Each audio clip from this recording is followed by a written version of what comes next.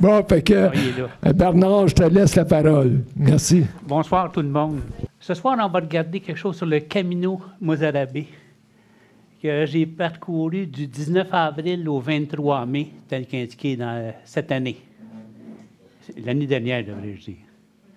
Que si on commence avec la carte de l'Espagne de haut en bas, on voit en orange, là-haut, c'est le Camino del Norte. Puis moi, quand je l'ai fait, je suis passé au sud, vers Oviedo, avec le Primitivo, puis j'ai fini à Santiago. Le deuxième que je regarde, c'est en bleu, c'est le Camino Frances qui part de Saint-Jean-Pied-de-Port et qui se termine à Santiago aussi. Puis je regarde en Bourgogne. Si je regarde les Caminos Andaluces, ça part de soit Huelva, ça part de Cadiz, ça part de Malaga, d'Almeria, puis ça remonte à Mérida, puis après ça, ça s'en va. Salamanque, puis là, ça finit par arriver à Santiago. Il y a 2 départs sur la Méditerranée à l'est de Gibraltar. On voit Malaga et Almeria, qui sont les deux départs pour le Mozarabe.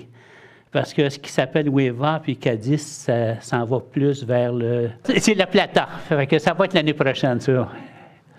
OK. Fait que si on commence par... il y en a je sais qui ont fait le Malaga, de Malaga à Mérida, notamment M. Claude Perrault, qui a donné ici une conférence en 2018. Claude et Denise, d'ailleurs. Fait que moi, j'ai choisi Almeria parce que c'était plus compliqué un peu, parce qu'on prenait Air Transat, mais en le prenant, j'ai été directement à Malaga, et de là, en autobus jusqu'à Almeria, on parle de à peu près 2h30, 2h03. Tant qu'à parler du Camino Mozarabe, il faudrait juste savoir de qu'est-ce qu'on parle.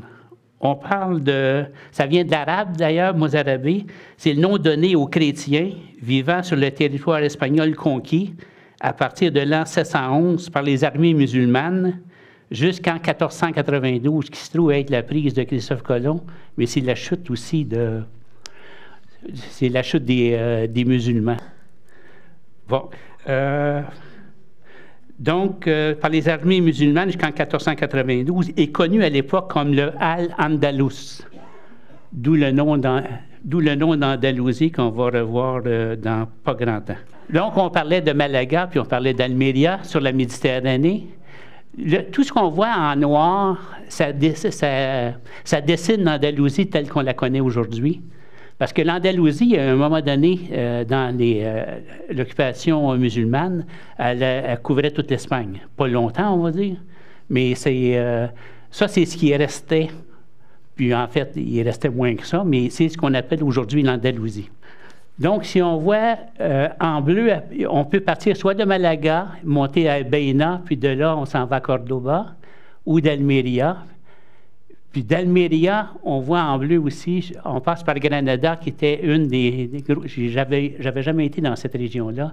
Puis je me suis dit, ça serait le fun d'aller là, juste pour voir l'Alhambra. Fait que, il y a donc Almeria, Granada, Alcaudete, Baïna, Cordoba, et finalement Mérida, qui est tout ce qui n'est pas en Andalousie, sur cette carte-là, se trouve être en Estrémadure. Ce qui est en bleu, là. Donc, Mérida est en Estrémadure. Puis Mérida, ça se trouve être la fin du Mozarabe, puis la continuation de la Plata qui, elle, a commencé à Séville. Puis ça se trouve en Estrémadure également. Mérida, j'entends. Toutes les villes sur la photo 2, donc c'est la diapo 2, toutes ces villes-là sont reprises sur le chemin. Sur l'étape du Camino Mozarabe, on va y revenir, sont toutes dessus. Donc, si on passe à cette carte-ci, on voit les grandes étapes. J'ai divisé comme ça, d'Almeria à Granada, de Granada à Cordoba et de Cordoba à Mérida, qui est la fin. On voit 9 étapes en haut, la première, 8 et 9 à 12, selon qu'on aime beaucoup ou peu. Quand on regarde ça ici, on voit des 23A ou B, puis on voit shaker aussi, mais ça n'a pas de rapport avec la nervosité, on l'a essayé. Je pense que c'est large. Hein? Fait que tout ce qui est A ou B, là, fait que de 9 à 12 étapes, là, si tu veux faire, si j'additionne 23 A et B, ça 19 et 20, ça fait 39,6. 39,6 dans la même journée, en tout cas, il y en a qui sont jeunes, mais je suis moins jeune que j'étais. De sorte que ces 9 à 12 étapes, moi, j'ai préféré 12. Bon, ça, c'est les grandes étapes. Puis ça donne que c'est les grandes villes, Granada, Cordoba, Mérida.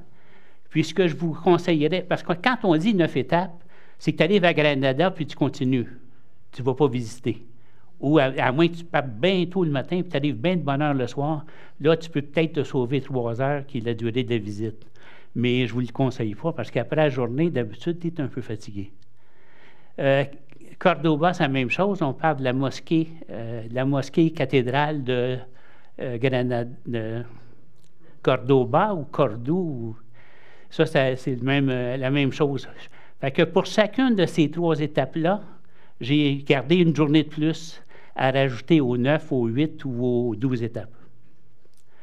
Puis à Mérida, c'est l'ancienne ville romaine, ça valait également la peine d'arrêter une journée de plus. Fait que quand on dit que c'est 9 et 8, 17 et 12, 29, moi j'en rajoutais 3. Puis je rajoutais aussi qu'il faut que je parte de Montréal, il faut que j'arrive à Malaga, puis il faut que je me rende à Almeria. Fait qu'on en rajoute 3. Puis quand je suis revenu par... on arrive à Mérida, puis je suis revenu par le Portugal. Fait qu'il faut qu'on parte de Mérida, puis se rendre à Lisbonne. Fait que ça se fait. Puis les vols sont toujours en fin d'avant-midi. De sorte qu'il faut que tu arrives la veille.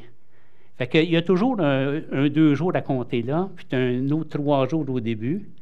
Plus, en tout cas, on finit par... Moi, j'ai fini par faire 35 jours. Entre Montréal et le retour. Puis il y a toujours des moyens de moyenner. Fait que j'ai pas tout à fait les 9 et 8, 17 et 12, toutes les étapes qui sont comptées là. Bon, puis le guide que j'ai pris, moi, c'est celui du centre, c'est le chemin Mozarabé. Il a été fait en janvier 2020, la 2e édition. C'est pas si pire, là. Puis c'est pas de la COVID qui a fait qu'il y a eu beaucoup plus d'hôtels ouverts, OK, on s'entend? Hôtels ou auberges pèlerins. Là, on est dans l'autobus. On est parti de Malaga le matin parce que tu essaies d'arriver à Almeria le plus vite, de sorte que tu puisses jouir de ta journée un peu plutôt que d'aller prendre une bière comme tout le monde ferait, que tu fais après la journée et non avant. Donc, 2 heures, vous me corrigerez, corrigez-moi pas, je me corrige tout seul, c'est 2 heures et 3 quarts en bus pour se rendre, c'est étonnant ce qu'on peut faire quand on prend le temps. Pour se rendre de Malaga à Almeria, point de départ de notre randonnée. À mi-chemin, la plus vaste culture sous plastique au monde, là, moi, ce que je voyais, c'est le blanc. Une culture sous plastique, ici, on n'est pas tellement habitué au Québec, mais ils appellent ça des serres là-bas. Mais c'est pas décoratif, on s'entend aussi. Mais on a la chance, c'est des belles autoroutes qu'ils ont là-bas. On a la mer pas mal tout loin, mais sauf qu'on ne voit pas la vague à cause de plusieurs choses. Puis quand on parle de 35 000 hectares de serre, soit 350 km² de serre à légumes et petits fruits. 350 km², j'ai fait 35 000 hectares, moi, ça ne me disait rien, là, mais les kilomètres carrés, c'est pas petit pays. La vue de la mer est superbe, puis la distance entre Malaga et Malaga est bien de 2h45 et non de 2 heures. Et si on est rendu à Almeria, je pense au moins on va savoir avec qui je suis parti. On est parti à 3. Les 3 qu'on voit à droite, je suis dans le centre. Vous n'avez pas besoin de deviner fort, là. On voit Lise la Rousse, qui est une fille que j'ai connue dans les marches de randonnée ici. Je pense qu'on avait marché 3 fois dans les 2 ou 3 dernières années. Puis quand on dit marcher, là, on devait être... c'est rare que je marche tout avec la même tout le long, pendant toute la journée. Fait que, on se connaissait, puis là, je me suis dit, quand elle a dit, on part ça ensemble, j'ai dit, avec plaisir, mais j'ai dit, il faudrait peut-être... je voulais juste être sûr que j'étais assez vite pour elle. Ou l'inverse, c'est juste pour... Fait que ça a très bien été. On est allé marcher 3 fois là, dans le bout de chez André, là, vers Rennes, vers Chèvres, dans ce bout-là. Puis, celle qui est à droite, c'est Daniel. J'ai de la misère parce que je ne l'avais jamais vu avant qu'on prenne l'avion à l'aéroport. Ou l'autobus qui se rendait à l'aéroport d'Orval. Puis ça, c'est une chose que je n'ai jamais faite encore. Partir avec quelqu'un pour 35 jours, puis tu n'y as jamais parlé, c'est... faut que tu aies bien confiance dans la fille qui s'appelle Lise. Fait que, ça, c'est... Si on revient à gauche, est-ce que vous remarquez quelque chose dans les 2 photos? Les sandales puis des bottes, notamment en sortant de l'autobus. Parce que mes bottes sont lourdes, puis je ne veux pas les avoir dans les pieds tout le long, toute la journée, le restant de la journée. Puis, aussi, il fait chaud. Il faisait, puis là, on est juste au mois d'avril, on est le 20 avril, ou 21 avril, c'est quand même, il va faire 20 dans le jour, là, facilement. Puis s'il fait soleil, comme il fait soleil dans 80% des journées dans ce pays-là, ça vaut à peine d'apporter des sandales. Puis, je regarde le barbu qui est à gauche, il doit avoir un côté arabe là-dedans. À gauche, lisez-moi, posons devant la statue de Jairani, J-A-I-R-I. Il est mort en 28, mais il a été souverain de 1014 à 1028. Puis, en 2015, ils ont installé cette statue-là. C'est l'Union européenne qui a payé pour ça, évidemment, pour commémorer le millénaire de la fondation du royaume d'Alméria. On s'appelle qu'on est le 21 avril. Vous voyez comme il fait plus chaud que sur la photo à gauche, plus chaud à gauche qu'à droite. Effectivement, les bottes, ils sont pour quelque chose. Puis ça, Gérard, c'est tiré des commentaires que j'ai pris de d'autres livres, mais qui citaient tous. Fait que moi, tant qu'à citer, on va citer le même. De Pierre Guichard d'Hachette, Paris, en 2001, intitulé « Al-Andalus ». 1611 à 1492, c'est des dates qu'on va pas retenir, mais 1492, c'est plus facile, parce qu'on a d'autres points d'attache. Une histoire de l'Espagne musulmane. À droite, demandez-moi pas c'est qui, j'ai essayé, ça c'est la cathédrale, c'est 2 photos. La cathédrale est pas dans les escaliers, certains, donc c'est du côté droit. Puis on a je pense que c'est un évêque, parce que j'ai vu obispo, là, ça doit ressembler à évêque, ça, en espagnol ou en latin. Là. Mais je n'ai pas été capable de voir à travers, puis de toute façon, je ne l'aurais pas retenu. Donc, on connaît les 3 avec qui je suis parti, puis il en reste 2. Je suis parti avec 2 Québécoises, puis j'ai des Françaises que j'ai rencontrées sur le Primitivo en 2013, si je ne m'abuse. En 2013.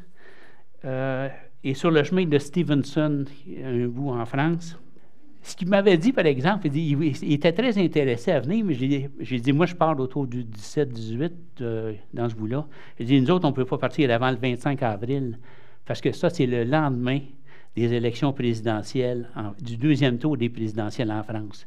Puis c'était Macron contre Le Pen, puis les deux, puis ils ne sont pas ensemble, là, ils viennent de milieux très différents, mais les 2 marchent.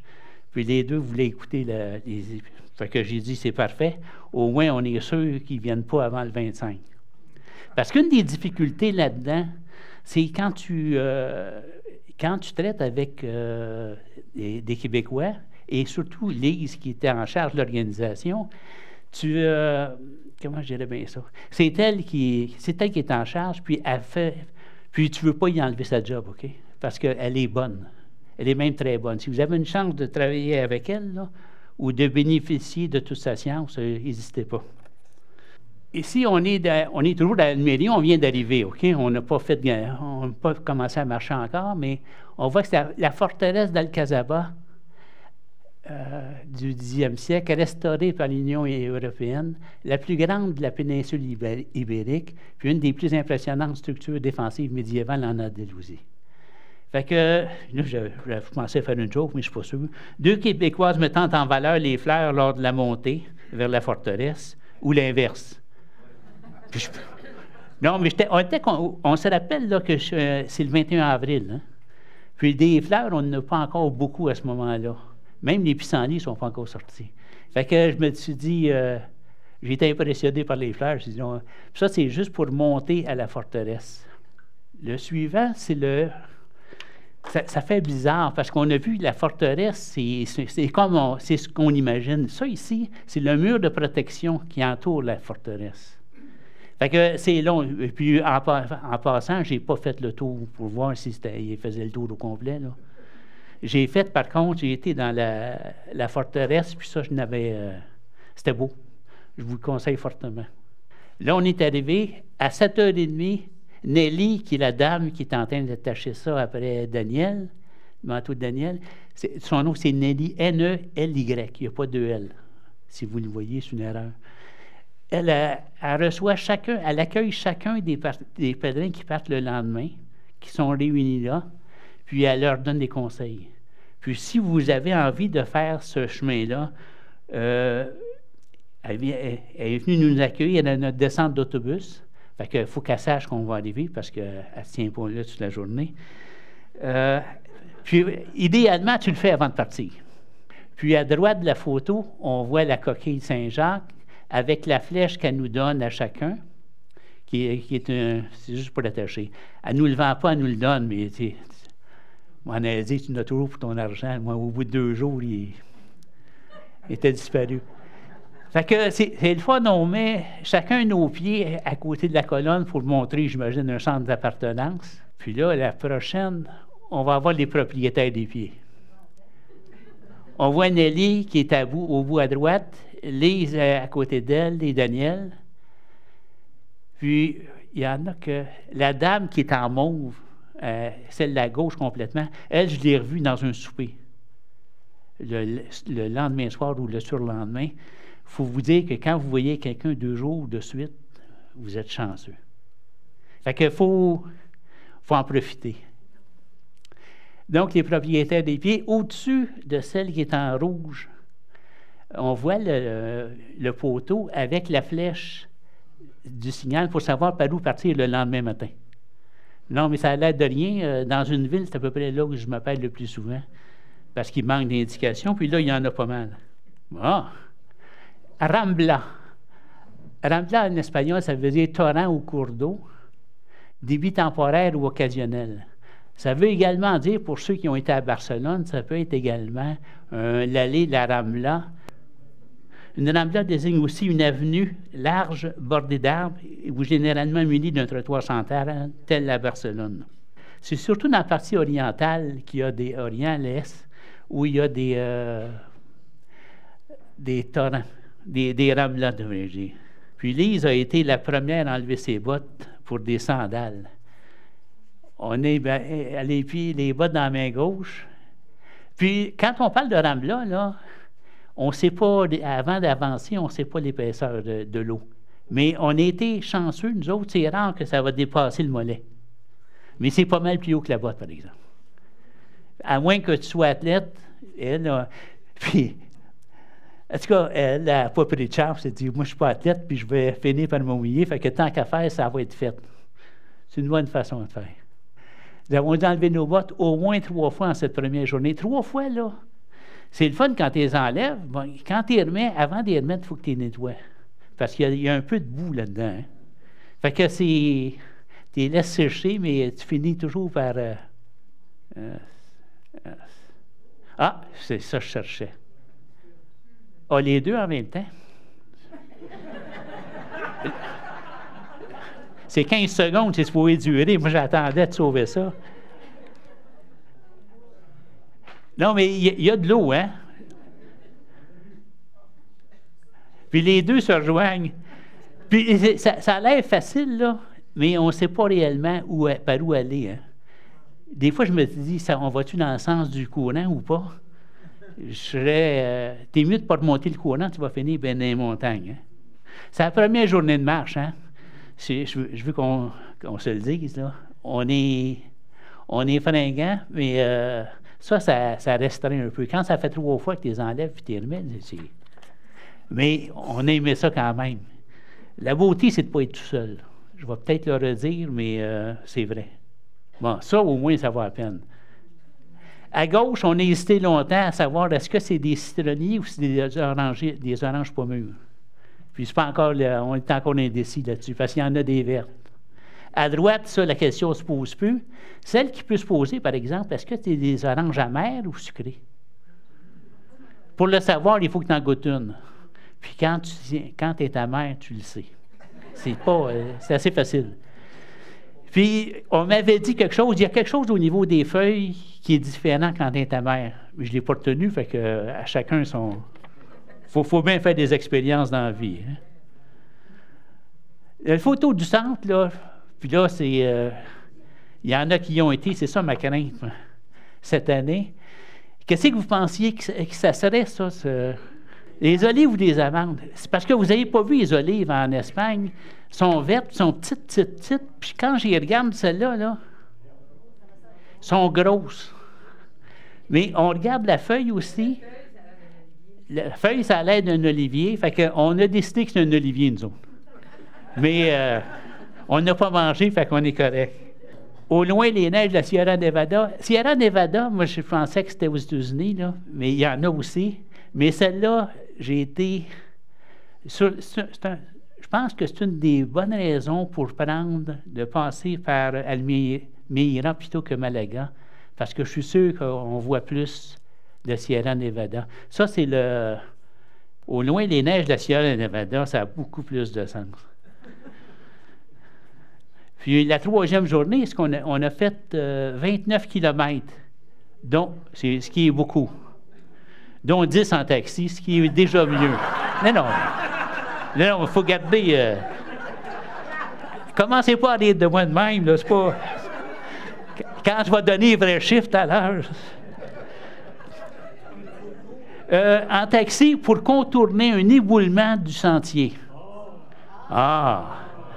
Nous avons eu affaire à des sentiers de fort dénivelé, mais avons été récompensés par la beauté du paysage. Ça, plantation. J'ai mis de jeunes orangers, parce que la feuille est toujours un petit peu plus verte et un peu plus luisante, même si tu le sais réellement là, quand tu vois des oranges après ça. Il y a beaucoup d'orangers là-dedans, mais tu sais, c'est pas évident pour regarder, puis je ne ferai pas beaucoup de millage pour aller voir ceux-là. Je vais attendre un autre 10 ans, puis là, ça va être bien. Mais on voit toujours au bout, en haut, la Sierra Nevada. Bien, il y en a, c'est mes 2 chums en avant. Hey, on ne les en pas 2 dans la même journée, là. C'est toujours les mêmes. Fait que le chemin est vallonné avec peu d'arbres pour faire de l'ombre. Je vous rappelle qu'on est à fin avril, on est encore en avril. Je ne voudrais pas être là au mois de juillet. Parce qu'on est allé au mois de mai, puis il a fait du 28, puis du 30, puis c'est pas... on se rappelle qu'on a un sac à dos, puis on ne fait pas porter par personne, sauf nous-mêmes. Quand j'ai vu ça, Rioja, j'ai dit, enfin, on va pouvoir prendre du vin. Mais c'est Ayuntamiento, c'est la municipalité de Rioja, disons que c'est pas tout à fait pareil. J'ai vu quelqu'un qui a écrit un article qui a vu des vignes. Malheureusement, je n'ai pas eu la chance, puis de toute façon, on était au mois d'avril, fait que ça n'aurait pas changé grand-chose au niveau du vin, là, de la vigne. Mais j'avais fait de Rioja sur le Camino Frances, puis il y avait pas mal plus de vignes. Ici, on est dans à droite, un souper avec l'hospitalière et un couple de pèlerins. C'est celle dont je vous parlais, qui a sa jupe mauve. Son mari est celui qui apporte la robe blanche, la barbe blanche. Puis on ne voit pas Daniel, c'est elle qui prend la photo, OK? Puis là, on mange des pâtes. Puis c'est probablement l'hospitalière qui les a préparées. Puis moi, je me suis chargé d'aller chercher une bouteille de vin avec mon ami espagnol pour être sûr qu'ils demandaient la bonne sorte. Et un lac, je dis, j'en vois pas souvent en Espagne, mais j'en ai pas vu beaucoup. Bien, on va en voir d'autres. Mais le lac Cogolos, construit pour faire une réserve d'eau. Quand ils font quelque chose, eux autres, c'est soit pour l'hydroélectricité, soit pour faire une réserve d'eau pour l'agriculture. L'église de Cogolos de Cadix, Iglesia Nuestra Señora de la Annunciación, hey, je suis rendu que... Ancienne église arabe, OK? Puis, demandez-moi pas si je l'ai visitée, elle n'est pas visitable, la porte est barrée. Mais comment tu... On va voir que quand on est à Cordoba, la mosquée, c'est pas mal plus facile à repérer. L'Alcazaba de Guadix. Alcazaba, en passant, ça veut dire forteresse. OK? Fait qu'on a vu l'Alcazaba de Almeira, on voit celle de Guadix, on va en voir à la Grenade, puis il doit en avoir pas mal partout. De Guadix, construite au 11e siècle, un exemple d'architecture défensive mauresque. Je ne sais pas si j'ai bien traduit, c'était M-O-O-R-I-S-H. La cathédrale de Guadix. Disons qu'il y a toute une histoire qui vient avec ça, là. Il existait au 10e siècle une église visigothique. Les Visigoths, ça me disait quelque chose, mais je ne savais pas c'était quand, puis je ne savais pas ce qu'ils faisaient. Mais ce que je sais, c'est qu'il y avait des églises. Puis il existait au 10e une église visigothique dans laquelle on a installé une mosquée au temps de la domination musulmane. On va voir plus tard qu'on va avoir un petit cours rapidement sur les airs. Après la Reconquête, elle a été à nouveau le siège épiscopal en l'appelant le nom Sainte-Marie de l'Incarnation. Là. Plutôt que d'ériger une nouvelle cathédrale, on parle de celle-ci, là, on a raccordé diverses constructions de plusieurs styles, en copiant quelques caractéristiques des cathédrales de Malaga et de Grenade. Cette cathédrale fut construite sur presque 3 siècles, du 16e au 18e, sur une ancienne mosquée qui elle-même fut bâtie sur un temple wisigoth qu'on venait de voir avant. Elle offre une physionomie très singulière, mêlant de nombreux styles, notamment Renaissance, maniérisme et néoclassique, mais le gothique et le baroque restent prédominants. La cathédrale est faite de grès rouge. Sa couleur est vraiment très belle à voir en fin d'après-midi. Ma photo a été prise à 15h42. Puis là, je me demandais, est-ce encore déjà la fin de l'après-midi ou pas encore? Mais vous pouvez... En tout cas, je la trouvais belle. Je vois que la porte est barrée, fait que je ne l'ai pas visitée. Demandez-moi pas s'il y a une autre entrée en arrière, c'est fort possible. Mais je n'ai pas eu le temps de visiter celle-là. Cave troglodyte. L'entrée est ici. Puis après qu'on soit entré, ce qu'on arrive, c'est sur la deuxième photo, c'est la fenêtre pour l'aération. Ce qui m'étonne, là, c'est qu'on est on est rentré par la gauche, puis on voit cette... Puis mon flash n'est pas aussi fort que ça, puis je n'ai pas sorti après mon iPhone, là. Et que c'est très clair. Mais ça servait beaucoup, ces caves-là, c'est plus pour le genre d'abri, pas bien pour la pluie, là, mais en cas de, je ne sais pas, en cas de quoi, pour te coucher, là. Puis là, j'essayais de voir quelque chose, cave troglodyte, peux-tu savoir dans quelle année que ça a été fait? Fait que j'ai été, pas dans le dictionnaire, mais sur mon Internet, en cherchant des renseignements sur les caves, j'ai trouvé maison troglodyte. Là, ça faisait encore mieux, puis c'était à Guadix. On a vu que c'était à la cathédrale de Guadix, fait que Guadix permet de découvrir un des plus vastes ensembles de maisons troglodytes au monde. Il y a environ 2000 maisons tradition grotte, dans lesquelles vivent environ 3000 personnes. La seule chose que, on va en voir un peu, mais pas beaucoup, la seule chose que j'aimerais moins, la note, c'est que c'est pas très clair. Par contre, je venais de vous dire, c'est l'inverse, là, mais je ne suis pas sûr que... Parce que très souvent, on va voir, c'est éclairé par le toit et le devant. Parce que c'est adossé comme celle-là. Ici, là, c'est adossé sa montagne. Fait que ton éclairage là, peut venir d'un puits de lumière ou de l'aération, ça donne pas beaucoup de lumière, ça, et du devant. Fait que ça doit être sombre pas mal. Ces habitations très particulières ont un point commun. Là, ça devient intéressant. Il est fait autour de 18 à 20 degrés Celsius, jour et nuit, et toute l'année. Dans un pays comme l'Espagne, là, je serais prêt à endurer moins de lumière. C'est parce qu'il fait chaud, là. Sentier à travers un canyon. Dès que je vois le mot canyon, je me pense aux États-Unis. Puis on va commencer par la gauche, parce que c'est celle-là qu'on a empruntée. Après une longue et agréable descente en pente douce au milieu des pins, puis je n'ai pas dit des oliviers ni des amandiers, fait que c'est important. Okay? Nous pénétrons dans un sentier à travers un canyon, entre guillemets. Puis dans la photo de droite, c'est Daniel, est attiré par le marquage en jaune du Camino sur le poteau de téléphone. Hey, quand on dit que c'est bien marqué, ce chemin-là, là, mais même moi, par contre, je ne me serais pas perdu. Hein. Parce que quand tu vois de chaque côté comment ça monte, ça descend, tu vas, je continue, ça va finir par aboutir. Nous entrerons bientôt dans Purilena, P-U-R-U-2-L-E-N-A, où nous avons vu beaucoup de fleurs. Quand on dit que le Camino est bien fait, là, avec des flèches partout, là, je pense que ça vaut la peine. Là, c'en est une maison qui est plus éclairée, celle-là. Fait que, comme je disais tout à l'heure, ici, l'éclairage est pris sur le côté, puis on voit au-dessus une cheminée, puis une deuxième. Puis il y en a, si on regarde un peu plus loin, on devrait en voir encore. Maison troglodyte, reconnaissance aux cheminées sortant du sol. Les propriétés sont bien clôturées. Je ne suis pas intéressé à les passer par-dessus. Hein.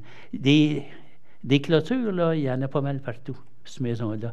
Je soupçonne qu'ils ont de l'argent, mais il ne faut pas me le dire, là. Plateforme aménagée pour les pèlerins à Marshall. Marshall passe pour une ville. On a vu Guadix, là, eux autres, ils ont 3000 maisons. Il y a 3000 citoyens, puis ils ont 2000 maisons. Ils n'ont pas 2000 maisons à Marshall, mais quand même. La plateforme, parce que ça, c'est... Moi, je voulais avoir une photo de ce qu'il y avait aménagé, puis on a dit, non, c'est plus beau, ça. Pour la vue, OK? Mais là où vous devez croire ce que je dis, c'est que belle vue de la plateforme aménagée pour les pèlerins. La ville a aménagé une aire de repos pour les pèlerins, ça fait pèlerin 3 fois, ça, avec table pour manger, toit ombragé, sculpture d'un pèlerin. Il y a une sculpture, là, big time. Toilette, banc, avec une cueva, qui est une cave, qui devait être adaptée. C'est drôle, parce que ça devait être transformé en auberge de pèlerins. Puis je le vois je ne l'ai pas photographié, il ne faut pas être... Mais c'est en 2019 ça a été écrit, puis c'est encore là, puis tu vois qu'ils n'ont pas avancé ça, puis je n'ai pas vu de pancarte, j'aurais été voir au moins. Ça n'a pas encore été complété, l'aménagement. Peut-être que quand vous y irez, ça... Du haut de la montagne, en route vers la Pesa, c'est le 28 avril, 14h52. Ça, c'est une plantation d'oliviers, d'amandiers, puis ça fait mon effet, là, c'est ça. Ici, c'est ça que je voulais montrer. Ils sont devant, ils ne sont pas là. Mais je dis ça, puis il y en a en haut. C'est étonnant comment ils peuvent les mettre sur le sommet. Parce que l'hiver, là, il fait froid. Hein? Avec la neige, on voit qu'ils ont des sommets qui... C'est des beaux paysages, puis c'est des beaux points de vue. Puis ce que je me demandais, c'est est-ce que ça, c'est de la neige ou un nuage? Puis des nuages, c'est rare qu'ils sont blancs comme ça, fait que j'opterais pour de la neige. Bon, barrage à Cuentar. Cette étape est une des plus longues, 29,1 km, de la Pesa à Cuentar. Il n'y a qu'une étape, tu sais, tu regardes ça, 29,1 km, il y a juste une étape à... C'est un nom compliqué. À Tocon, T-O-C-O-N, à 12,6 km. J'ai dit, bon, 29,1, 12,6, il en reste 17, pour ne pas dire 16,5. Je continue. L'étape directe, selon le guide La Pesa Cuentar, est de 27,5 km. Là, il m'en donne 29,1. Ça s'avérant assez longue et avec de forts dénivelés. C'est eux autres qui le disent, c'est le guide. Hein? Je vous propose de faire, il nous parle à nous autres, de faire étape à Coton, avec 1,6 km de plus pour 29,1. Ah, bien, j'ai dit OK. Puis Lise pensait qu'on ne pourrait faire les 29 km de toute façon, de marche. Nous avions donc décidé de couper une partie du chemin en prenant un taxi à Taucon, après 12,6. C'était déjà c'était raisonnable. Nous n'avons jamais vu la jonction du chemin vers Taucon. Ça, c'est... Là, on a marché. Vers midi, après presque 4 heures de randonnée, puis tu sais, on n'avait pas vu une seule auto. En 4 heures, là, je sais qu'ici, c'est tranquille, ça arrive sud, mais là, c'est encore bien plus tranquille. OK? Vers midi, après 4 heures, une auto, la première de la journée, a ralenti en nous voyant. C'est pas moi qui ont vu ces 2 filles, OK?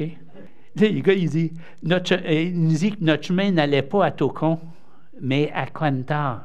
Cantar, on avait vu que c'était 29,1 si tu allais à Taucon avant. Là. C'était... Il nous restait plusieurs kilomètres à faire, ce qui aurait excédé largement 30 kilomètres. Puis le conducteur était le maire de Cantar. Ben, tu sais, c'est la beauté de voyager avec des dames, hein? Tu pognes toujours plus. Le conducteur était le maire de Cantar. Il nous a offert de nous y amener au grand plaisir des 3 pèlerins. Je me suis inclus là-dedans. À 2 km de Cantar, nous avons croisé un ensemble de lacs de couleur turquoise. C'est pour ça que j'ai pris la photo. Sinon, je ne l'aurais jamais prise parce que je ne me serais pas rendu là, je pense. Puis je pense qu'il y a à peu près 4 ou 5 lacs. C'est de toute beauté. Puis en auto, tu as le temps de regarder, tu as le temps d'arrêter.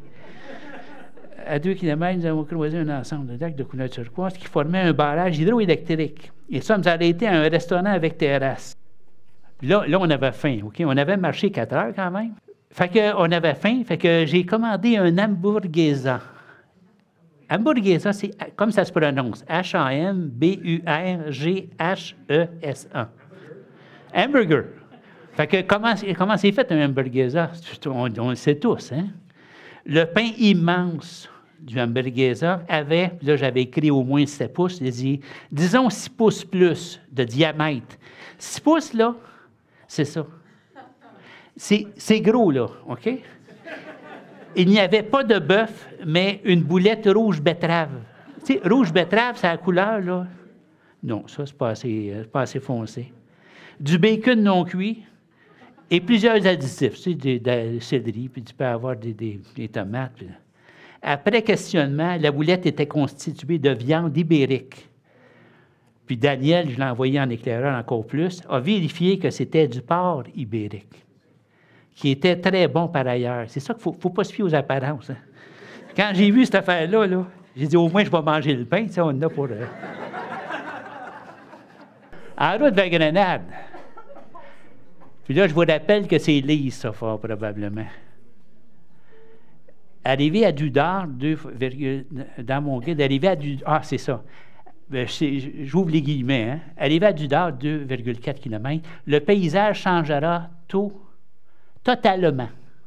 Moi, quand il me dit ça, vous suivrez ici de larges pistes montant parfois fortement, mais profiterez aussi de superbes panoramas à 360 degrés. Ça, je pense en est un. Mais tout le long, on a la Sierra Nevada qu'on suit. Là, en route vers Grenade, la prochaine, on est rendu à Grenade. Si on commence par la gauche, on est sur l'Albaicín qui va en descendant. Puis au début, je ne l'avais pas vu, mais ça ici, c'est l'Alhambra, qui est séparée par une rivière. OK? On n'essayera pas de trouver des noms trop compliqués. Là. Séparée par une rivière. Du haut de l'Albaicín, on voit la forte pente et des fleurs qui décorent plusieurs maisons de ce quartier. Je dis plusieurs maisons de ce quartier, puis ils vont dire, finalement, c'est ça que tu trouves, c'est plusieurs. C'est 3 minutes avant, là, vous auriez dit, ouais, il y en a pas mal. Mais il y en a, fiez-vous sur moi. Au centre, la première photo de Claudine. Claudine, hein? Pas Claudine, Claudine. J'apprends tranquillement. Puis à droite, c'est la cathédrale de Grenade que j'ai visitée. Mais ne demandez-moi pas ce que j'en ai retenu, là. Parce que le lendemain, j'ai été à l'Alhambra, puis c'est facile à savoir qu'est-ce que tu retiens. Puis déjà, c'est dur de retenir tout. Là. La preuve, c'est que je suis rendu avec ça. Oh. Puis vu que je ne suis pas capable de retenir grand-chose, j'ai écrit un bref historique de l'Alhambra. Avant de voir les photos, bien sûr, sans ça, là, vous dites « Ah, c'est rien que ça, c'est pas ça ». L'Alhambra est ainsi appelée grâce à ses murs rouges. Elle est située en haut d'une colline en face des quartiers de l'Albaïcine, bien sûr, et de l'Alcazaba. Elle occupe une position stratégique, d'où l'on domine toute la ville et la plaine fertile de Grenade. Les premiers documents qui font référence à l'Alhambra datent de 889. L'incorporation de l'Alhambra à l'enceinte, entourée de murailles de la ville pendant le 11e siècle, transforma l'Alhambra en forteresse militaire, d'où l'on dominait toute la ville. Ça s'en vient. Là. Ce n'est qu'à l'arrivée du premier roi de la dynastie Nasseride. J'ai appris ça, puis je pense que c'est bon pour tout le monde. OK? Nasseride, là, parce qu'on va le voir, ces diapositives, c'est pas une tribu, c'est un groupement, je pense. C'est une nation, une Nasseride. À l'arrivée du premier roi, ce n'est qu'à l'arrivée du premier roi de la dynastie Nasseride, Mohamed I, on va voir qu'il se rend jusqu'à 5. Mohamed I, c'est 1238 à 1273, au 13e siècle, que la résidence royale fut établie à l'Alhambra, marquant le début de la période la plus glorieuse de la ville. Là, on parlait en 1238 et 1273. Entre 1333 et 1391, sous l'autorité de Youssouf Ier, fait que lui, c'était le premier Youssouf de la gang, OK? Et Mohamed V, on est déjà rendu, furent érigées la plupart des constructions de l'Alhambra que nous pouvons encore admirer aujourd'hui. Pratiquement rien n'est conservé des rois nassérides ultérieurs. On avait assez de maximum. Mohamed V, là, sa dernière historique, la dernière partie. Entre l'époque des rois catholiques, vers 1480, là, jusqu'à nos jours, les modifications les plus importantes sont les suivantes. Donc, on parle après la chute des musulmans. Charles Quint fit construire le palais qui porte son nom, c'est le palais Charles Quint, OK? La construction donc, le palais qui porte son nom, la construction des chambres de l'empereur, il me semble que c'est une répétition, et le boudoir de la reine, à même la démolition d'une partie de l'ensemble architectural. Ça, c'est la partie un peu plus délicate. Donc, ça, c'est le premier à Charles Quint. Le deuxième, c'est la conservation de l'Alhambra fut abandonnée à partir du 18e siècle. Donc, à partir de 1700 quelques, là, ils n'ont pas conservé grand-chose. Puis, troisième, ce n'est qu'au 19e siècle que les travaux de réparation, de restauration et de conservation ont commencé. Puis là, avant que vous trouviez des noms, là, on appelait ça la cour des lions. Okay? On l'a écrit. Puis l'autre, celle-là, elle mélange, elle est au-dessus des lions, mais c'est la cour des myrtes, c'est celle de droite. La cour des myrtes, les myrtes, c'est ce qu'il y a de vert, on appelle ça des haies ici au Québec. Puis ça sent bon, puis c'est toujours, c'est à peu près ce qu'il y a de mieux comme haie. C'est rare, tu vois des trous, puis je n'ai pas vu dans celle-là, puis j'ai regardé. Fait que ce qu'on... La cour des lions, on va voir ça. On va avec un petit historique. Voulez-vous voir ça tout de suite? OK, OK. Donc, on parle de la cour des lions. La cour des lions fait partie... tout le long, là, on appelle ça l'Alhambra, les palais nassérides. Palais nassérides, là, c'en est tous, ça, des palais nassérides. Fait que, on l'a écrit une fois, puis on ne le remet pas tout le long, OK? Donc, la cour des lions fait partie du palais des lions. Ils ont la suite des idées, là. Il est rectangulaire et entouré par une galerie dans le style cloître chrétien, supportée par 124 colonnes. La cour est ainsi appelée en raison d'une fontaine centrale en forme dodécagonale, et avec 12 lions. Ici, j'en conclus qu'il y a 6 lions d'un bord, puis il y en a 6 de l'autre côté, OK? Puis il doit y avoir dodécagonale, il doit en avoir 12. Puis là, c'est à la cour des lions, mais le palais des lions constitua les pièces privées du roi et de sa famille. Conçu par Mohamed V, on se rappelle que c'est un des boss avec Youssef Ier, il est formé par un patio central, la cour des lions qu'on voit, entouré par d'autres salles. La salle des Muqarnas. Ceux qui savent comment ça s'écrit, Muqarnas. C'est des nids d'araignées tournés à l'envers. Il faut le faire, hein? Demandez-moi pas de photos, s'il vous plaît. La salle des Muqarnas, c'est la salle des rois, la salle des deux sœurs et 4 autres salles. Fait que je les ai pas. OK. La deuxième, la photo droite, la cour des myrtes. Là, juste pour qu'on le sache, ça ici, là, c'est une fontaine, hein? Puis elle coule. Là, on ne rit pas parce que je regarde, c'est moi qui ai pris la photo, j'ai le droit de le dire quand c'est bien fait, là. On voyait quasiment pas de vagues. Mais... Puis là, on s'est fait expliquer que dans les Nassirites ou les Arabes, là, les musulmans, ils ont 2 sortes de fontaines. Il y en a qui ne font pas de bruit, comme celle-là, puis il y en a qui n'en font pas, où ils n'ont pas écouté de ce que d'autres font. Parce que la fontaine se charge d'éteindre tous les sons, autres que le sien. C'est bon. Donc, je les ai trouvés intelligents. Fait que, là, on parle de la cour des myrtes, photo de droite. La cour des myrtes, ou patio des myrtes, reçut son nom par des myrtes, en parenthèse que j'ai écrit, qui entourent le bassin central de la cour. Il a été aussi appelé la cour du bassin ou de l'étang. Photo de droite, encore, je regarde ça ici, là. On dirait que c'est un étage de plus, mais je ne le sais pas. Je n'ai pas été en arrière. Mais moi, je soupçonne, parce qu'on dit ici, la cour des myrtes, fontaine dominée par la tour de Comares, la plus haute tour de l'Alhambra, là, elle ne commence pas, d'après moi, elle est reculée un peu, mais on n'est pas capable de le voir à cause de ça. Si je continue, Torre des Comares est la plus haute tour de l'Alhambra. À l'intérieur, on peut y trouver la salle de la barque et la salle des ambassadeurs. On dit que dans cette tour, Boabdil, ça il me disait quelque chose, lui. Je pense que c'était un des rois musulmans. Boabdil décida de donner la ville de Grenade au roi catholique, fait que c'était pas un catholique, puis c'était pas... Il l'a donné. Sa mère il a dit quelque chose qui n'est pas répétable ici, là. En plus, on dit que dans cette salle, Colomb convainquit les rois catholiques, il y en a d'autres, de faire l'expédition à l'Inde vers l'Occident, au lieu de passer par l'Orient comme tout le monde maintenant. On est rendu... Il n'y a pas d'étape, ça, parce que je suis dans la journée de bénéfice. OK? Puis, je termine celle-là, la photo 30 de 67. Mais il y en a que ça va aller vite. Quand on va tomber dans les fleurs, ça va bien aller. Le palais royal, ça valait la peine d'attendre, là. Je trouve ça, là... Puis, j'apprends des choses en me préparant pour ces affaires-là. Il n'y a pas de représentation... Dans les églises, notamment, ou dans les mosquées, il n'y a pas aucune représentation de visage humain.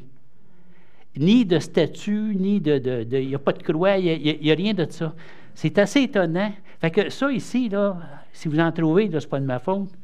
Ça doit être les rois catholiques qui en ont mis 2, 3, comme on va voir plus tard. Le palais royal, le palais actuel est le résultat d'une variété de constructions, réformes et destructions des palais antérieurs. Pas beau à lire, ça. Le premier palais d'Alhambra a été, là, fouillez-moi. Je pense que c'est le nom du palais. Abou, espace I, trait d'union, W-A-L-I-D, Ismaël. Il me semble qu'il y en a un que je comprends. Construit par Youssouf Ier. Ça devait être beau, hein? À l'exception du Meksuar, qui a aussi déformé, 2 points, la tour de Comares, la cour des lions, et les bains. Mohamed V, c'est l'autre fort, là, qui a construit le palais des Lions, a terminé cette réforme. Bon, photo de fleurs. À gauche, prise le 23 avril, c'est l'entrée d'une résidence privée. C'est ça que j'attendais. Parce qu'on voit les... Je ne sais pas si c'est des glycines, ça. Des... C'est ça. Non, mais ça, c'est rouge. Oui, mais je parle de celle de gauche. Non, mais... Ici, là, il me semble que ça pend. Ah, Bougainvilliers, c'est pas pire. Au centre, prise à Cordoba, des Bougainvilliers, vous savez. Pfiou, je vais l'écrire. Puis à droite, prise à Cordoba, lors d'une exposition publique de jardins fleuris et de jardins et patios fleuris. Ça, je l'ai écrit là. Ça, c'est du 3 au 15 mai 2022. Fait que, disons qu'il y a une douzaine de jours, là. Ça vaut réellement la peine. Vous allez voir des jardins puis des patios, là. C'est tous des patios privés, hein? Qu'ils vous font rentrer, puis vous... donc, il ne faut pas être pressé, là, parce qu'il y en a qui... c'est privé, fait qu'il y en a qui prennent plus de temps. Moi, après une demi-heure, donc, j'ai été en voir, qu'on va sûrement voir avant la fin. Non, mais c'est rare que j'en voyais. Moi, j'ai reconnu les coquelicots, hein, on s'entend, dans le rouge. Le reste, là... Ça, ici, je suis sûr que c'est des arbres fruitiers, là, mais c'est des oranges. Ils n'ont pas de feuilles, en tout cas. Mais c'est planté en ligne. Ça, je ne le sais pas. Ça a l'air plus... c'est vert. Puis le reste, je ne le sais pas. Fait que ce que je sais, c'est qu'en haut, c'est des amandiers ou des oliviers. Ah! Différentes cultures diversifiées entourées d'amandiers et d'oliviers en hauteur. On remarque des coquelicots. Puis si on parle de coquelicots... Ah! Hey! Non, mais une chance, je n'ai pas pris l'autre. Hein? Il y en a une encore plus belle que celle-là, mais ça ne fait rien. Non, c'est très agréable, ça. On a encore...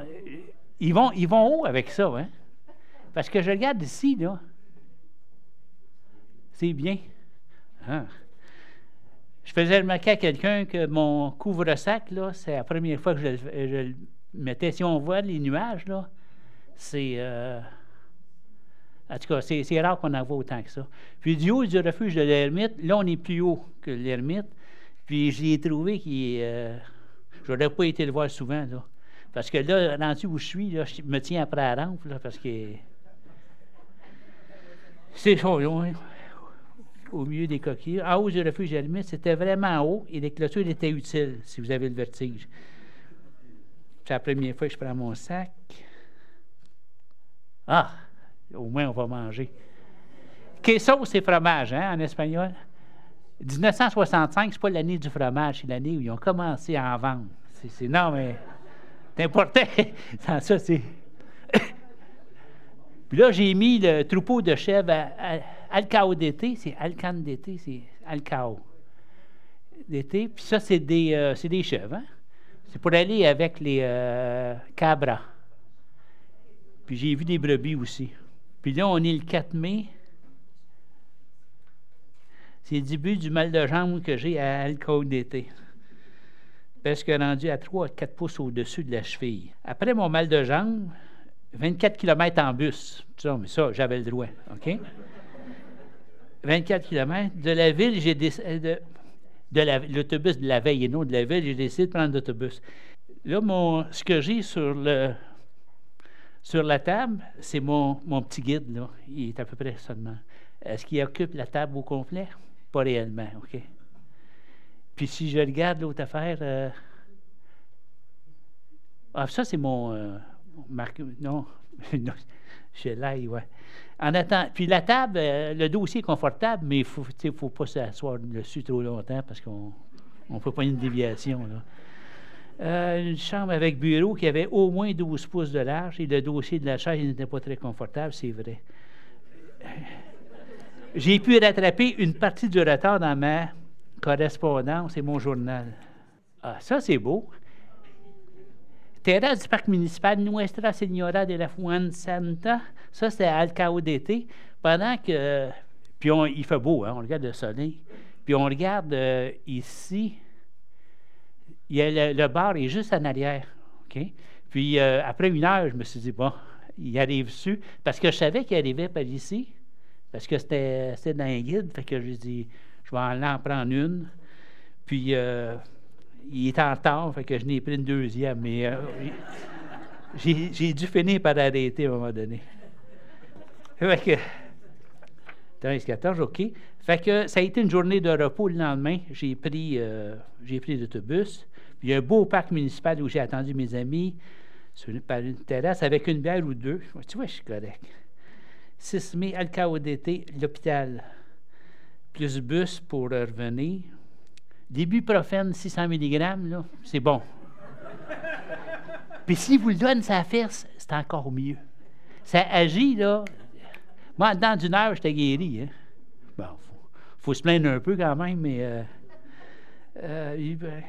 puis j'étais accompagné, parce qu'on est allé à l'urgence, puis moi, en espagnol, là, d'une urgence, de toute façon, c'est pas mon...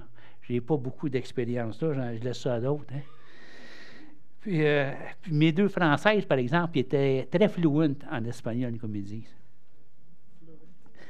Qui parlaient très bien espagnol, contrairement à moi. Ah! Finalement, vous allez voir, Claudine ici, puis Marguerite, on va la revoir. Là. Super lecture avec mes amis québécois et françaises pour la première communion des enfants. Ce qu'il faut savoir, les familles se rassemblent toutes là, quasiment pour le dîner, puis ils vont jusqu'au souper. Là. Il y a du monde. D'autres, j'ai regardé l'heure, là, c'est à 9h30 que j'ai pris la photo. C'est très, très rare qu'on a mangé à 9h30. Là. On n'est pas dans les grandes villes. Hein. Mais il y avait 2 ou 3 services de suite. Fait que la dame, là, elle aurait pu nous envoyer chez le bonhomme, là, mais elle a été très fine. On a très bien mangé, d'ailleurs. Ça. Iglesia de Madre de Dios, c'est la Mère de Dieu. Ah, là, il faut que je parle de celle-là. Je vois dire que... Ah. Ensuite, ça, c'est Espejo. Puis on vient de Castro del Rio. Comment est-ce qu'on se retrouve à Espejo quand on arrive de Castro del Rio? La seule façon à laquelle j'ai pensé, c'est de prendre l'autobus. OK? Je dois dire que la météo annonçait 28 degrés Celsius. C'est très ensoleillé. On est quand même au 8 mai. Là. Tous avons choisi de couper l'étape 16. Oui, l'étape 16, c'est le numéro d'étape, de 22 km à 9,5. 9,5 en bus. Il en reste quand même 12,5 à marcher, à 28 degrés. Puis regardez les fleurs de cette maison-là. C'est assez... Il y en a plus que dans les 2 à l'Albaïcine qu'on a vu tout à l'heure. Là. Puis si je regarde, on va revoir quelque chose qui ressemble à ça.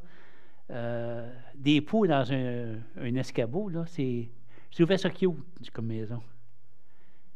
Ah, c'est pas juste des fleurs, mais c'est joli. Puis il y en a quand même pas mal.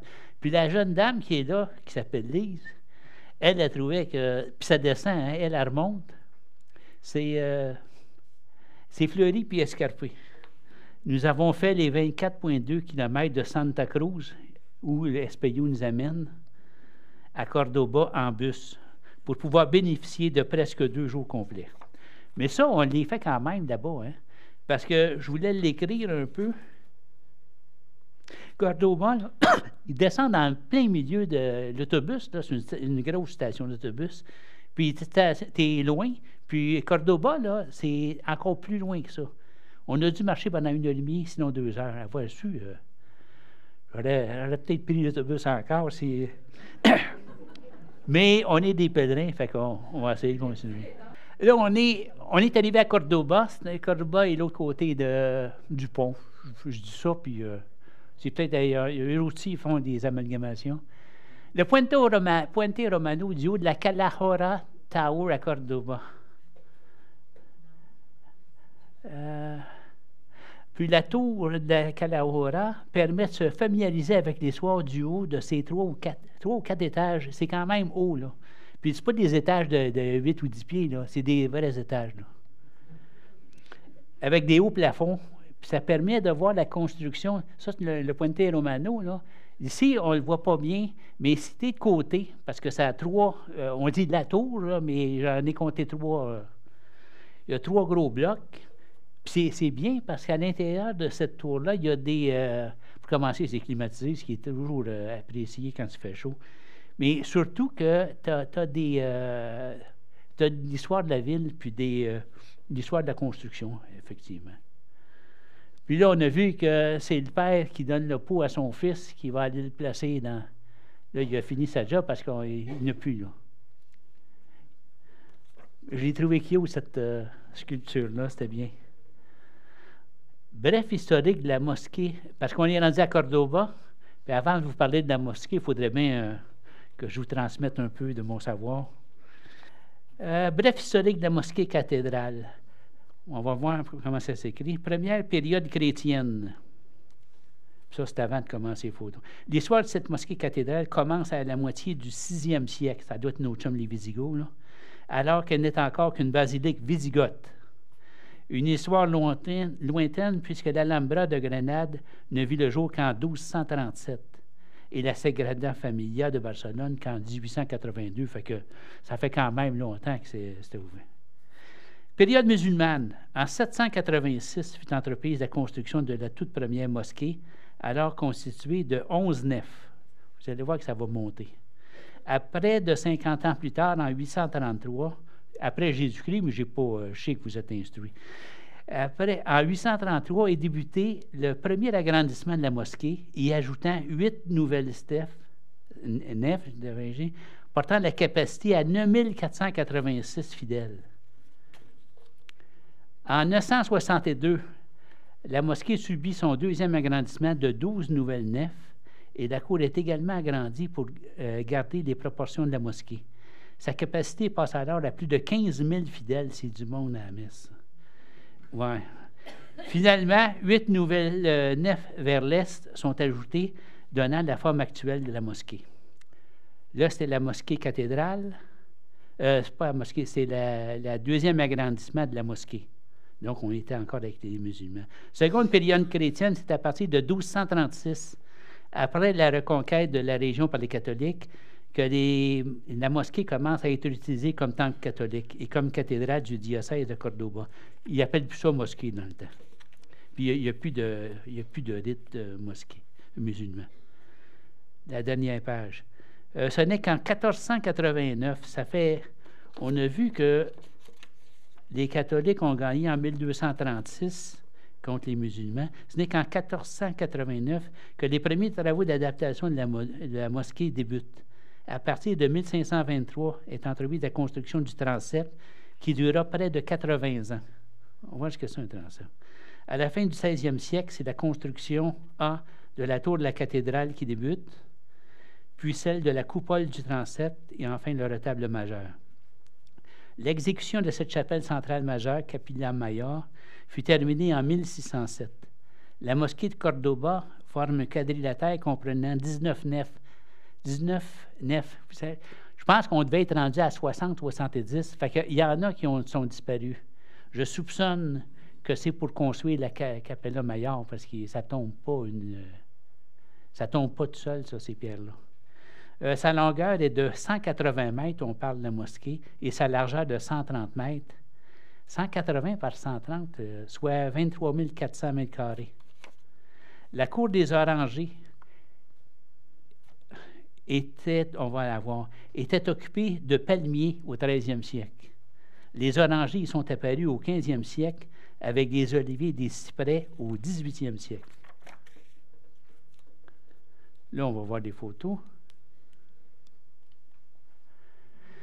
Ça, c'est une des portes de la mosquée de la cathédrale de Cordoba. Fait que c'est pas des... ça ici, c'est pas des personnes, c'est juste des colonnes.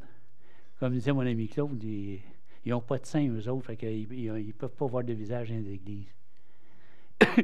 Il y a beaucoup de ces portes, j'ai pas regardé combien, là.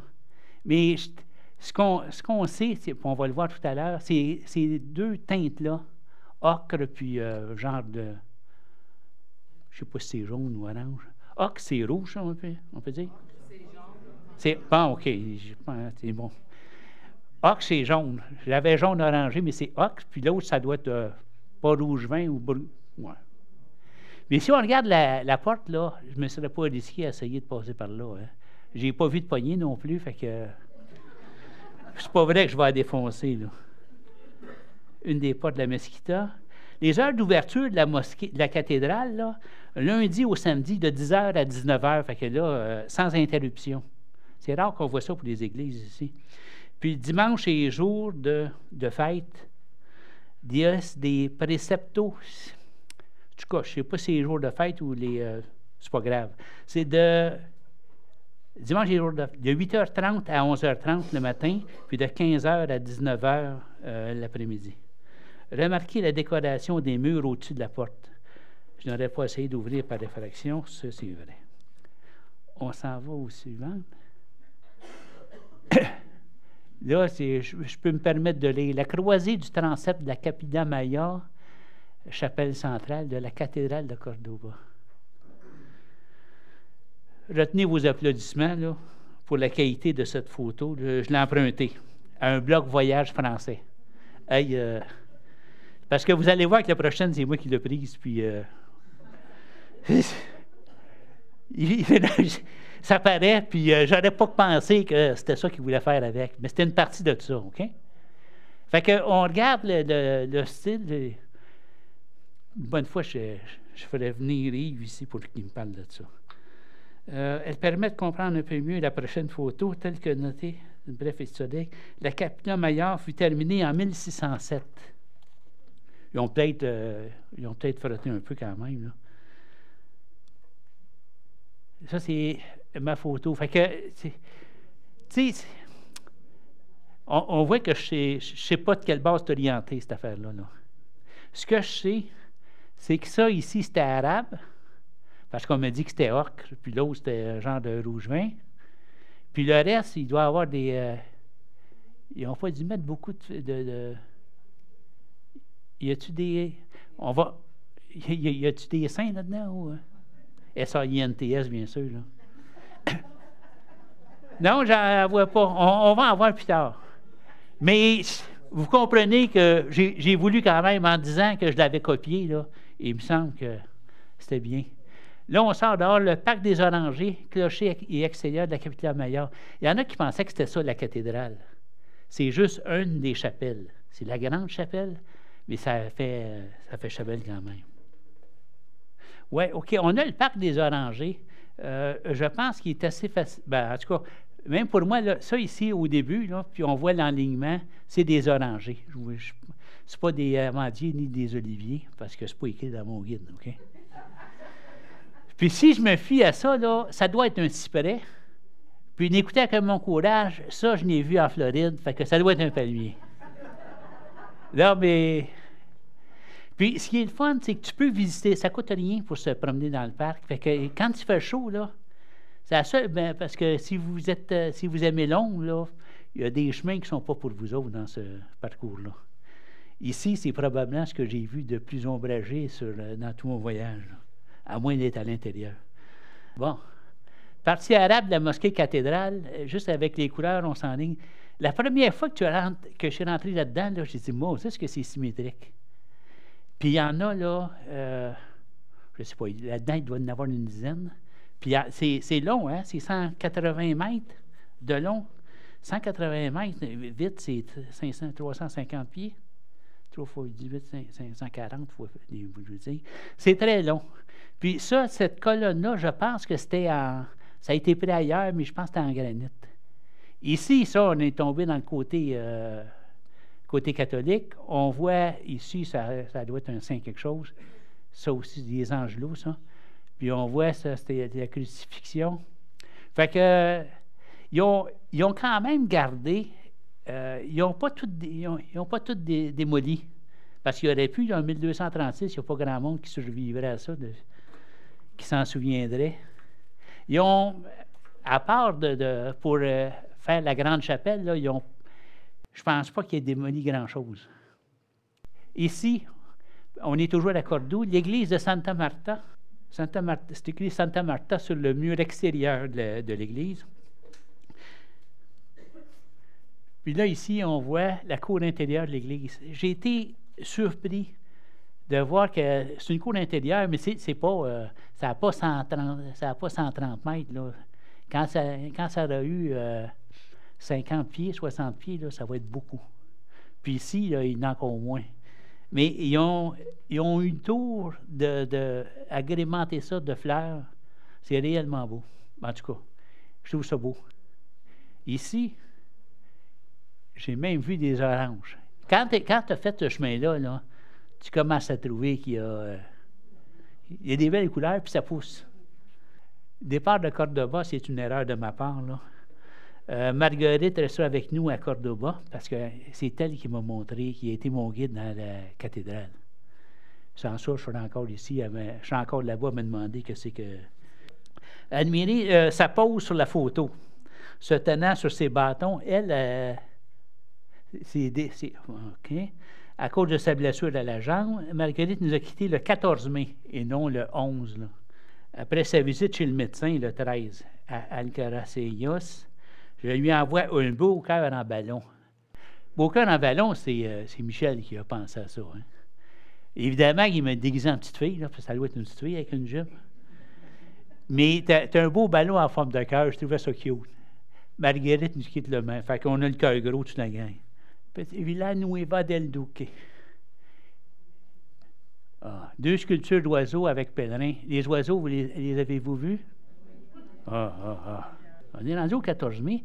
On a fait Cordoba à Cerro Muriano, 18 km, pas de taxi.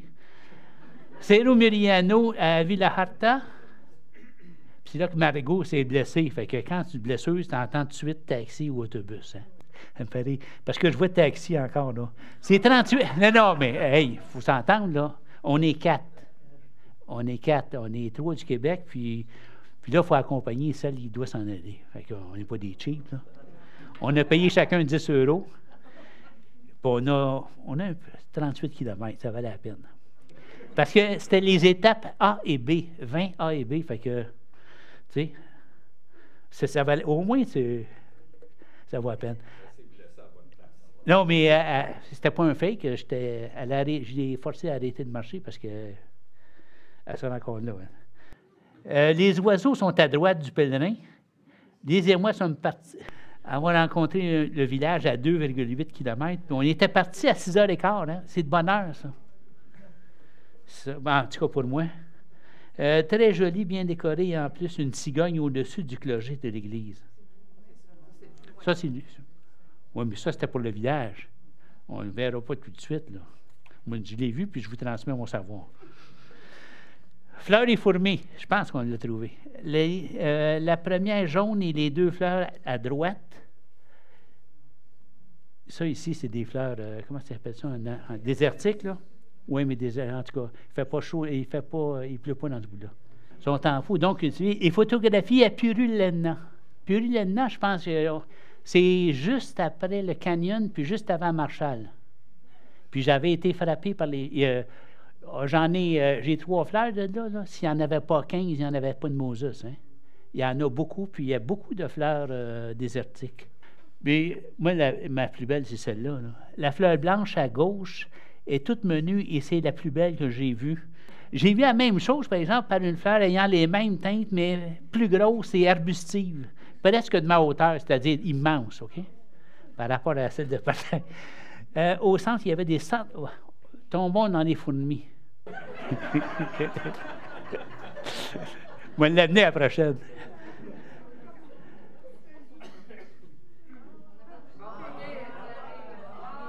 Ah! Hey, ah non, je pense que je n'en ai plus. Hey, s'il y en a là, qui pensent qu'il n'y en a pas, là, il n'y en a pas gros, il y en avait beaucoup.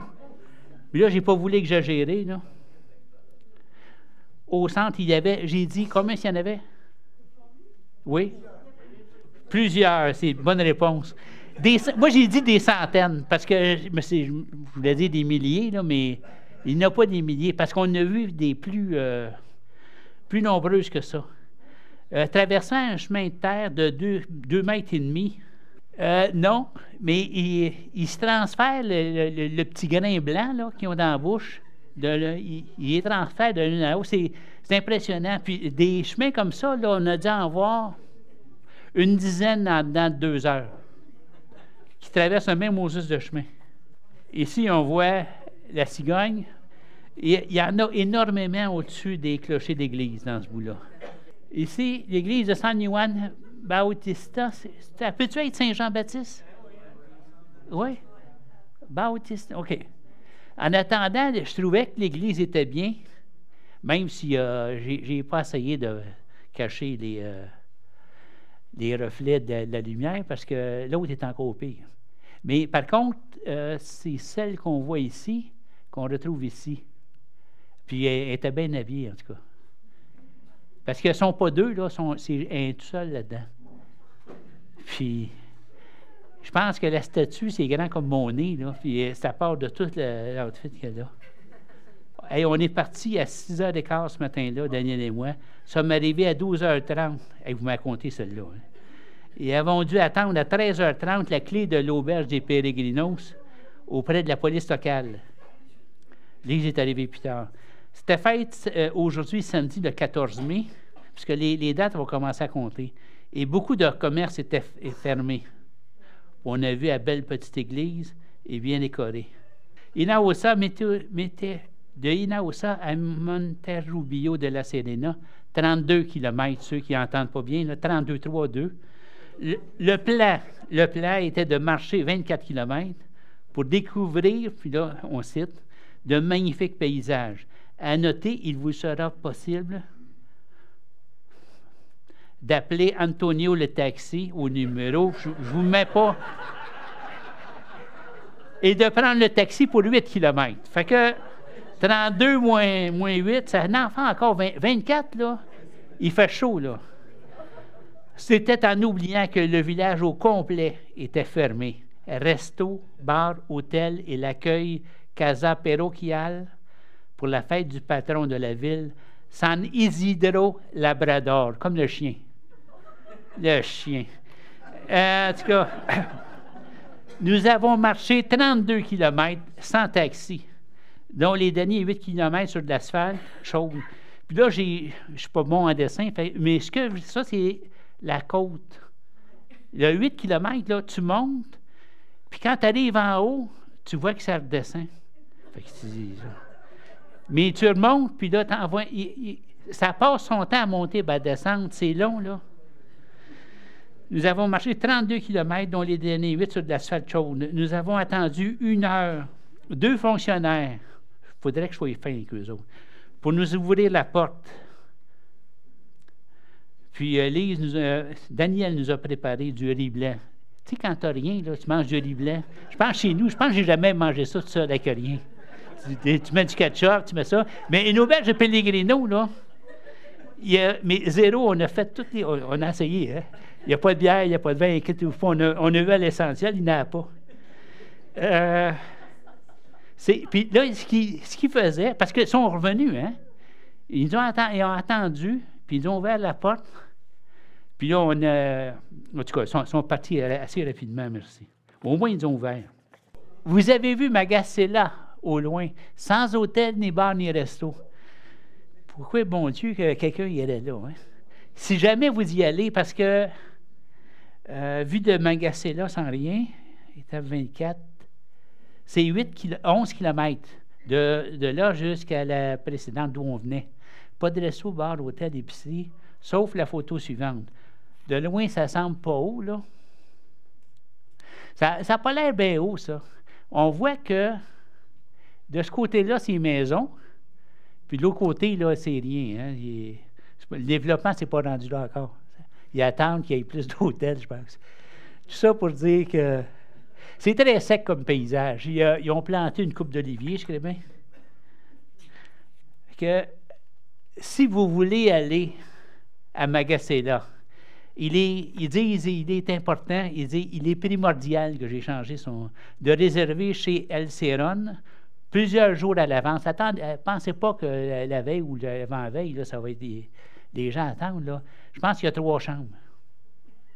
Moi, j'avais la mienne, une chambre 5, puis les 2 filles avaient à l'heure, mais je pense qu'il n'y en a pas plus que ça. Il y avait la piscine, puis je avoue que je me suis laissé tenter. Puis l'eau est... je dirais à 70, 60, presque 75. Puis je peux vous dire, à regarder mon visage, je peux regarder le dos, là. J'ai beau dire qu'il n'y a pas de soleil dans ce pays-là, là, les gens ne me croiront pas. On approche. Puente Romano Medellín, là. Medellín, là, c'est pas celui du cartel de la drogue, c'est un autre. Lui, il est moins riche. Le Puente Romano, Le pont romain fut reconstruit. Qu'est-ce qu'il est reconstruit? Moi, je voulais la construction. Hein. Fut reconstruit en 1630, puisque l'original se trouve sous les eaux du Guadiana. En gros, c'est la rivière. J'ai pris cette photo du pont d'eau au château de Medellín. Ce qui explique pourquoi on ne le voit pas sur la photo. Là, j'ai été vite là-dessus. En essayant de dater l'âge du château, j'ai trouvé, parce que j'ai été sur l'Internet pour voir qu'est-ce que c'était le château de Medellín, Castillo de Medellín, une photo superbe de ce pont romain avec de l'eau dessous. Et c'est pour là, moi aussi, la seule chose que j'ai, c'est quoi comme arbre, là? À part de ça, il n'y a pas d'eau, là. Et puis, il y avait le château en arrière-plan, là, puis c'est pas ce château-là, il n'était pas bien beau. En tout cas, je pense qu'il y en a qui vont y aller, puis vous me le direz, parce que au moins, vous savez la question posée. Hein. Castillo de Medellín, là, c'est le Puente. Le Castillo, c'est ça. Il est plus beau que ça, à vrai dire, là, parce que là, il y a de l'air délabré, pas à peu près. Le château remplace une forteresse du 10e siècle, au moins, il y avait au moins 10 siècles, détruite au 14e par, écoutez-les bien, Pierre Ier le Cruel. Il a dû en avoir un deuxième, certain. Roi de Castille. Roi de Castille est reconstruit. Il a été détruit par le roi, et reconstruit par l'infante de Castille. Il dispose d'un double périmètre fortifié comportant de nombreuses tours rondes et de grosses tours de renfort. On sait c'est quoi en avant, là. Le château fut agrandi au cours des 15e et 16e siècles. C'est pour ça qu'on ne sait pas ce que c'était avant. L'une des qualités du château, celle-là, ça vient de moi, est de permettre une vue superbe du théâtre de Medellín, puis ça, c'est vrai. J'ai bien aimé ce château. Mais ce n'était pas celui qui était là. Le Teatro de Medellín, du haut des remparts du Castillo. Hey, c'est haut, ça. Puis on ne peut pas aller bien plus haut que où j'ai été, pour ceux qui ont le vertige, là, c'est assez. Ce théâtre est très peu connu, car le théâtre le plus célèbre d'Extrémadure, voire d'Espagne, est celui de Mérida. On approche de Mérida. Ce théâtre romain, on parle de celui-ci, a été utilisé comme point de repère, entre guillemets, pour déterminer où se situait la ville romaine de Metellinum. Ça, c'est le nom dans le temps de Rome, fondée en 74 après Jésus-Christ. Après une étude des vestiges et des menus, et des murs anciens, au début du 20e siècle, ils ont sauté une grosse partie, une première fouille archéologique a eu lieu entre 1969 et 1970, ils se sont donné du temps. Ce n'est qu'en 2007 que les fouilles du théâtre romain de Medellín ont repris, permettant de documenter l'ensemble de sa structure. Grâce aux travaux de restauration, il est ouvert depuis 2013. Ça fait 10 ans. On va lui donner une petite chance. Après Medellín, bus pour 2 étapes. Non, mais on ne cache rien ici, là. Hey, c'était 43 km, 25 puis 26, puis il faisait chaud quand même. Non, mais moi, mon avion à Lisbonne, là, il n'attend pas. Hein? Les logements pas là, c'est pas grave. Là, on est rendu à Mérida. Puis celle-là, je l'ai aimée. Puis je ne suis pas un gars de... Je ne courais pas ça tant que ça. Des musées nationaux, ça devrait changer un peu. Inauguré en 1986, le musée abrite les vestiges de l'ensemble archéologique de Mérida et propose une synthèse de la vie dans l'une des principales colonies de l'Hispanie romaine, Emerita Augusta. Et ça, je me suis pratiqué. On remarque la hauteur des salles de ce musée lorsqu'on la compare à l'homme debout du côté droit pas de la fesse gauche, mais de la photo gauche. Lui, là, donc, je donne 6 pieds, là. Il n'y a pas ça, je suis sûr. Il est gros de même. Mais si on projette le 6 pieds sur les voûtes, là, si vous n'arrivez pas à 30, là, vous avez un problème, OK? C'est particulièrement beau, puis je vois la lumière, c'est lumineux, cette affaire-là, c'est remarquable.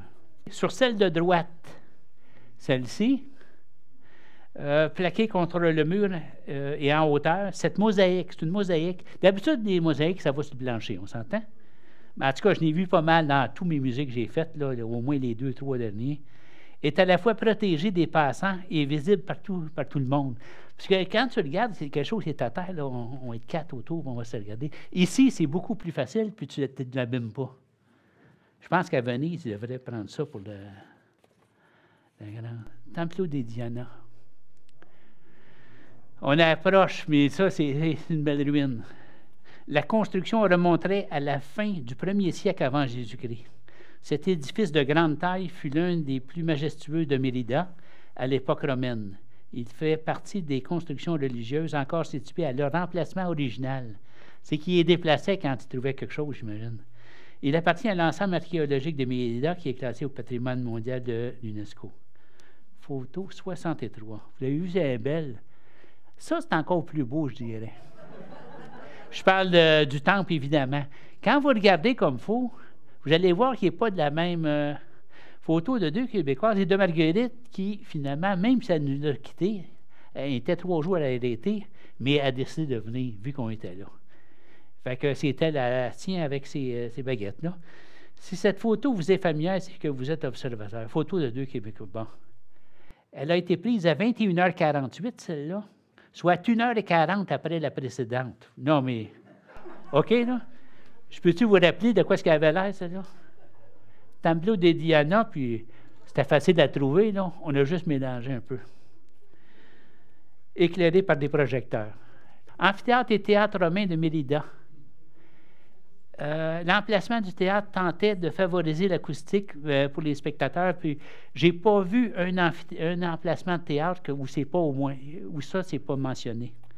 Il possède une capacité de 3000 spectateurs assis. L'inclinaison de la colline de San Albin, sur laquelle il est construit, favorise son acoustique. Le général Agrippa, qui est un ami intime, le fit construire vers l'an 16 avant Jésus-Christ. La scène possède 3 portes d'accès et présente un podium de plus de 2,5 mètres. On a fait le tour, c'est impressionnant. Puis tu n'es pas capable avec une photo, il faut que tu arrêtes. Pont romain et aqueduc de Los Milagros. Pour visiter le pont de romain et l'aqueduc, non, on n'a pas pris le taxi, là. Nous avons pris un petit train à 2 wagons. OK? Ça, c'est bien plus intéressant, qui faisait le tour de la ville. Le pont romain, en avant-plan, construit à l'époque de l'empereur Auguste. Je sais que vous savez tous c'était quand, là, mais moi, je ne le savais pas, j'ai été voir. C'est de 63 avant Jésus-Christ, puis ça, c'est né, la naissance, puis il est mort le 14 après Jésus-Christ, soit 77 ans. Je ne pensais pas que dans ce temps-là, il mourait si vieux. Avec les 4 arcs en pierre de taille en granit, dont les deux plus ouverts constituent son déversoir. Là, je vais vous avouer que je ne suis pas sûr. Lui, c'est sûr, puis je pense que c'est l'autre, parce qu'il y en a 4 de ça, puis c'est pas celle-là là, qui est la 4e, certain. Outre ces 3 rangées d'arcs, on parle de l'aqueduc maintenant. L'aqueduc, là, on va voir, quand il parle de 3, là, ici, j'essayais de prendre les 2, là, pour... parce que vous commencez, le gars, il ne voulait pas arrêter, là. Puis moi non plus. Outre ces 3 rangées d'arcs, il possède des tours de distribution, un bassin de régulation et un réservoir final étagé pour la décantation de l'eau. Il atteint une hauteur de 25 mètres dans la vallée de... Je vous passe le nom, là. 25 mètres, quand on regarde ici, là, s'il se rend à 10 mètres, là, c'est beau. 25 mètres, ça doit être assez haut. C'est à 80 pieds, là. Matériaux employés, granit et briques, lui confèrent un effet chromatique original quand le soleil coopère. Parce que je trouvais que c'était pas si original que ça, là. Ces arcentures en plein cintre sont renforcées d'arcs à différentes hauteurs. Et là, la dernière photo, la basilique de Sainte-Eulalie, patronne de Mérida. La basilique est édifiée sur le site d'une antique basilique du 4e siècle, ça devait être les Visigoths, ça, détruite par les Almohades. L'ouvrage actuel est de style roman. C'est pas gros comme spectateur, là. On n'est pas dans le 15 000. Ouais, c'est plus petit que la mosquée, mais j'ai trouvé ça très joli. Dans le roman, là, c'est très beau. Fait que j'ai été voir la crypte, mais j'ai pas de photo, fait que vous allez être libérés. On m'avait demandé de savoir combien ça coûtait.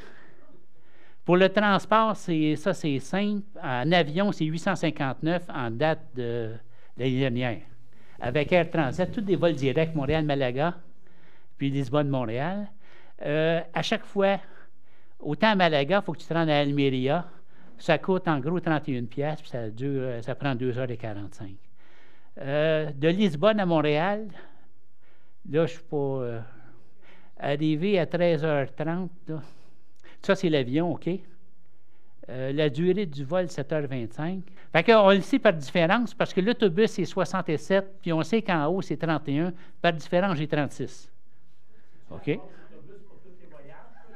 Non, à chaque fois. Non, puis les autres, ça ne coûte rien, OK? Les autres, ça coûte une pièce et demie. Je voyage, je ne le prends pas souvent, l'autobus. Puis on me demandait combien ça coûtait. Pour commencer, je ne le sais pas. Puis là, vous m'avez pris, ça a pris du temps. J'ai pris ma crédentiale, puis j'ai regardé chacune des places. J'ai regardé les factures, puis en tout cas, j'en jette plusieurs. Puis on ne paye pas avec la carte de crédit beaucoup. Hein. Ça a besoin de coûter bien cher pour qu'ils l'acceptent. Fait que nous autres, on ne se tient pas là. J'ai calculé que ça m'a coûté à peu près 20 le donativo, puis on en a eu pas mal. C'était 10 €. Ben, on a payé 10, là. J'ai vu en lisant que c'est 8 en Espagne. Là, tu quoi, 8, là? J'ai dit 10, c'était... Puis on a vu qu'il était mieux, fait que ça montait à 15. Puis ça part de Cordoba, Mérida, Lisbonne, puis Grenade, où c'est plus cher. Parce que si vous pensez que c'est tout, il n'y a pas de... Il y a très peu. Dans le guide que je vous recommande fortement, là, celui de Guy de Lepère, que j'ai utilisé, Gérard du Camino, que j'ai utilisé, après chaque chapitre ou chaque étape, il donne par ville le coût et l'emplacement, avec tout ce qui est... ils ne disent pas donativo, là, mais ils ne disent pas le prix, fait que c'est ça. Puis manger, là... moi, j'ai calculé que le 928, disons que ça fait 1000, plus un 2000, ça a coûté moins que 3000 pour 35 jours. C'est pas... mes chums, ça leur a coûté moins cher. Je pense que je prends plus de vin qu'eux autres. Il y a un peu de... Mais j'ai trouvé que je n'étais pas si pire que ça. Hey, merci, Bernard.